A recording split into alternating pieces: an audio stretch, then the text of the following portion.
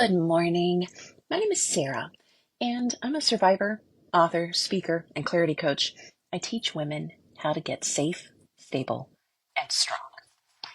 Once in a while, I invite you to join me in my Jesus bubble, where I spend quiet, gentle time that's good for the soul. That's what I'm doing this morning. Right now, we've been reading through this incredible book, Hinds on High Places. And it's about a story. It's a story about a young woman named Much Afraid and how she travels on her way through the foothills, up the mountains, into the high places, and is transformed along the way. She's on this journey with her two guides named Sorrow and Suffering. And we ended yesterday with the two guides and her having a horrifying encounter with Pride, a cousin of hers. Now, she's from the Valley of Humiliation, and there she lives in the village with all of her relatives, and their last name is Fearing. She was supposed to be in a forced marriage to Craven Fear, and she escaped to climb the mountains, to be changed. It's a bit of fantasy, but it's also a beautiful allegory. So right now, we're ready to start chapter 6 if you're reading along with us. If you'd like to read along with us, I will drop a link underneath. And if this is something that you have a friend or even a child who would love to read along, listen to the story, send it to them, tag them underneath. Let them join us today. So let's read in chapter 6, The Detour Through the Desert. Now, before we get started, every single thing, every person, every location has a meaning that correlates to something we are likely to experience in everyday life. That's the whole point of an allegory, right? Everything is a representation of something in real life. After meeting Pride, Much Afraid and her companions went on their way, but she was obliged to hobble painfully and could go but slowly. However, she accepted the assistance of her two guides with far greater willingness than before, and gradually the effects of the encounter wore off, and she was able to make better progress. Then, one day, the path turned around a corner, and to her amazement and consternation, she saw a great plain spread out beneath them. As far as the eye could see, there seemed to be nothing but desert and endless expanse of sand dunes with not a tree in sight. The only objects breaking the monotony of the desert were strange, towering pyramids rising above the sand dunes, hoary with age and grimly desolate. To the horror of Much Afraid, her two guides prepared to take the steep path downwards. Isn't this often how it happens? We start something. We start moving toward healing. We start growing. We leave behind fearing, and we move toward growing, and then, just as we think we're getting somewhere, there opens up a desert of loneliness, a desert of isolation, a desert of exhaustion and fatigue, and a sense of emptiness. It happens so often. She stopped dead and said to them, "We mustn't go down there. The shepherd has called me to the high places. We must find some path which goes up, but certainly not down there." But they made signs to her that she was to follow them down the steep pathway to the desert below. Much Afraid looked to left and to the right, but though it seemed incredible, there was no way possible by which they could continue to climb upward. The hill they were on ended abruptly at this precipice, and the rocky cliffs towered above them in every direction, straight as walls with no possible foothold. "I can't go down there," panted Much Afraid, sick with shock and fear. "He can never mean that. Never. He called me up to the high places, and this is an absolute contradiction of everything he promised." She then lifted up her voice and called desperately, "Shepherd, come to me. I need you. Come and help me." In a moment he was there, standing beside her. "Shepherd," she said despairingly, "I can't understand this. The guides you gave me say that we must go down there, into that desert, turning right away from the high places altogether. You don't mean that, do you? You can't contradict yourself. Tell them we are not to go there, and show us another way. Make a way for us, shepherd, as you promised. Have you ever prayed that? Lord, anything else, do any other thing, any other path. He looked at her and answered very gently, That is the path, much afraid, and you are to go down there. Oh, no, she cried, you can't mean it. You said if I would trust you, you would bring me to the high places, and that path leads right away from them. It contradicts all that you promised. No, said the shepherd, it is not contradiction, only postponement for the best to become possible. Much Afraid felt as though he had stabbed her to the heart. You mean, she said incredulously, you really mean that I am to follow that path, down and down into that wilderness, and then over that desert, away from the mountains indefinitely? Why, and there was a sob of anguish in her voice, it may be months or even years before that path leads back to the mountains again. Oh, shepherd, do you mean it is indefinite postponement? He bowed his head silently, and Much Afraid sank on her knees at his feet, almost overwhelmed. He was leading her away from her heart's desire altogether, and gave no promise at all as to when he would bring her back. As she looked out over what seemed an endless desert, the only path she could see led farther and farther away from the high places, and it was all desert. Then he answered very quietly, Much Afraid, do you trust me enough to accept the postponement and the apparent contradiction of the promise, and to go down there with me into the desert? She was still crouching at his feet, sobbing as if her heart would break, but now she looked up through her tears, caught his hand in hers, and said trembling, I do love you. You know that I love you. Forgive me because I can't help my tears. I trust you. I will go down with you into the wilderness, right away from the promise if you really wish it. Even if you cannot tell me why it has to be, I will go with you. For you know that I love you, and you have the right to choose anything that you please. It was very early morning, and high above them, hanging in the sky over the silent expanse of desert, was a young crescent moon, and the morning star shining like a brilliant jewel close beside it. There, Much Afraid built her first altar on the mountains, a little pile of broken rocks, and then, with the shepherd standing close beside her, she laid down on the altar her trembling, rebelling will.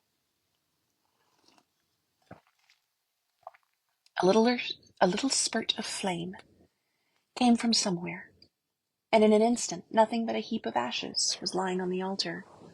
That is to say, she thought, at first, there were only ashes, but the shepherd told her to look closer.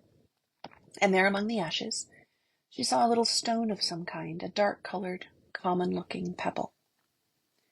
Pick it up, and take it with you, said the shepherd gently, as a memorial of this altar which you built, and all that it stands for. Much Afraid took the stone out of the ashes, scarcely looking at it, and feeling that to her life's end she would never need a reminder of that altar, for how could she ever forget it, or the anguish of that first surrender? But she dropped the pebble into a little purse which the shepherd gave her, and put it away carefully.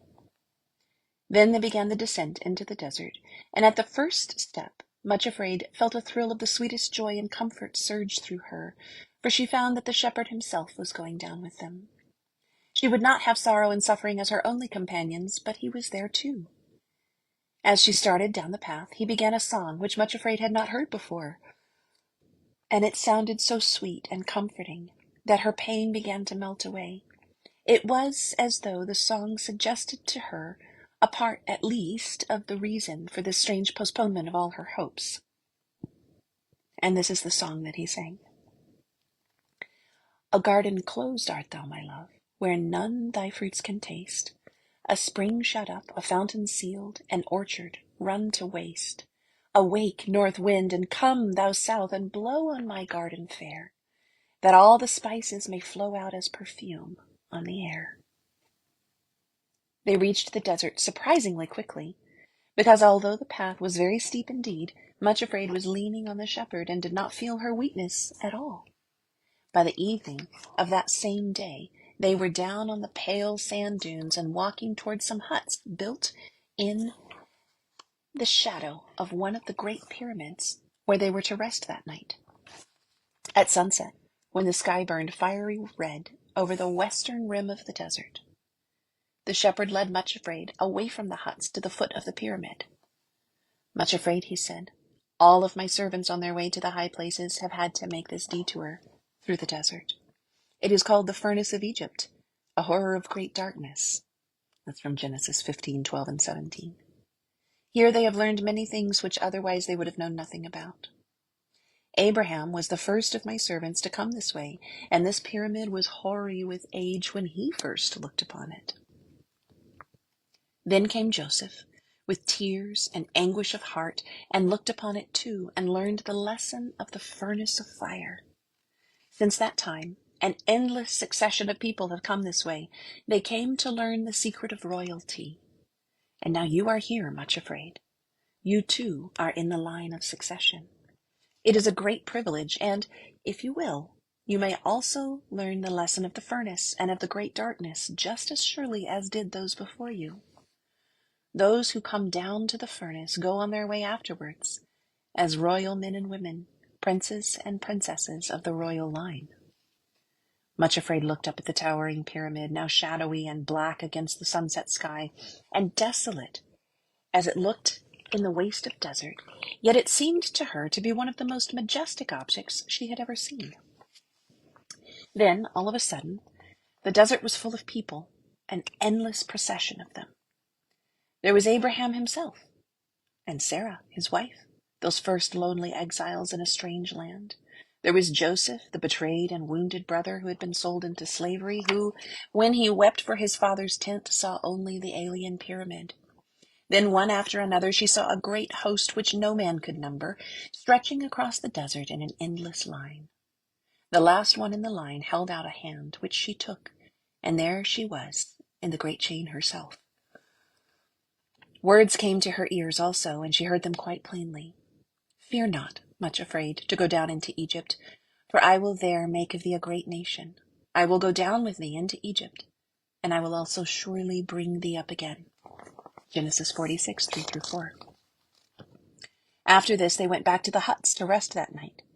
In the morning, the shepherd called Much Afraid again and led her away, but this time he opened a little door in the wall of the pyramid and took her inside. There was a passage which led to the center, and from there a spiral staircase went up to the floors above. But the shepherd opened another door leading out of the central chamber on the ground floor, and they entered a very large room which looked like a granary. There were great piles of grain everywhere except in the middle. There on the open space men were threshing the different kinds of grain in many different ways and then grinding them to powder, some coarse and some finer. At one side were women sitting on the ground with hollow smooth stones before them, grinding the very best of the wheat into the finest possible powder. Watching them for a while, Much Afraid saw how the grains were first beaten and bruised until they crumbled to pieces, but still the grinding process continued until at last the powder was fine enough to be used for baking the best bread. See, said the shepherd gently, how various are the methods used for grinding the different varieties of grain, according to their special use and purpose.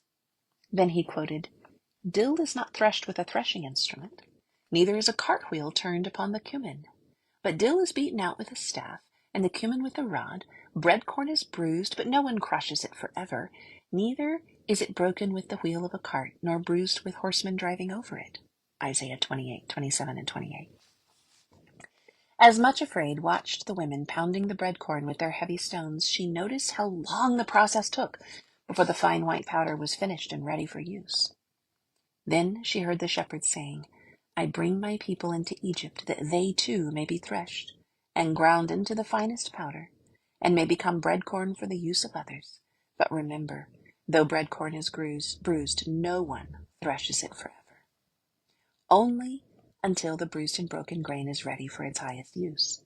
This also comes forth from the Lord of hosts, which is wonderful in counseling and excellent in working. Isaiah 28:29. After this, the shepherd took her back to the central chamber, and they ascended the spiral staircase, twisting up and up into the darkness above. And there, on the next floor, they came to another smaller room, in the center of which stood a great wheel, flat like a table. Beside it stood a potter, who wrought his work on the wheel. And as he spun the wheel, he fashioned his clay into many beautiful shapes and objects. The material was cut and kneaded and shaped, but always the clay lay still upon the wheel, submitting to his every touch, perfectly unresisting. As they watched, the shepherd said, "In Egypt, too, I fashion my fairest and finest vessels, and bring forth instruments for my work, as I see fit." Jeremiah 18. Then he smiled and added, "Cannot I do that with you, much afraid? As this potter? Behold, as the clay is in the hands of the potter, so you are in my hand." Jeremiah 18:6. Last of all, he took her up the stairway to the highest floor. There they found a room with a furnace in which gold was being smelted and refined of all its dross. Also, in the furnace were rough pieces of stone and rock containing crystals. These were put in the great heat of the oven and left for a time. On being taken out, behold, they were glorious jewels, flashing as though they had received the fire into their very hearts. As Much Afraid stood beside the shepherd, looking shrinkingly into the fire, he said the loveliest thing of all. "O thou afflicted, tossed with tempest, and not comforted, behold, I will lay thy stones with fair colors, and lay thy foundations with sapphires. And I will make thy windows of agates, thy gates of carbuncles, and all thy borders of pleasant stones." Isaiah 54:11 and 12. Then he added, "My rarest and choicest jewels, and my finest gold, are those who have been refined in the furnace of Egypt." And he sang one verse of a little song. "I'll turn my hands upon thy heart, and purge away thy dross. I will refine thee in my fire, remake thee at my cross." They stayed at the huts in the desert for several days, and Much Afraid learned many things which she had never heard before. One thing, however, made a special impression on her. In all that great desert there was not a single green thing growing, neither tree, nor flower, nor plant, save here and there a patch of straggly gray cacti.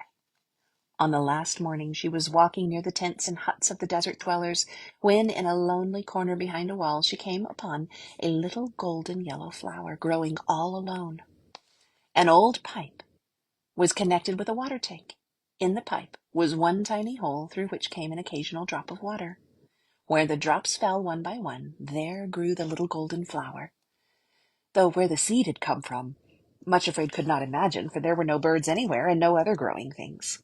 She stopped over the lonely, lovely little golden face,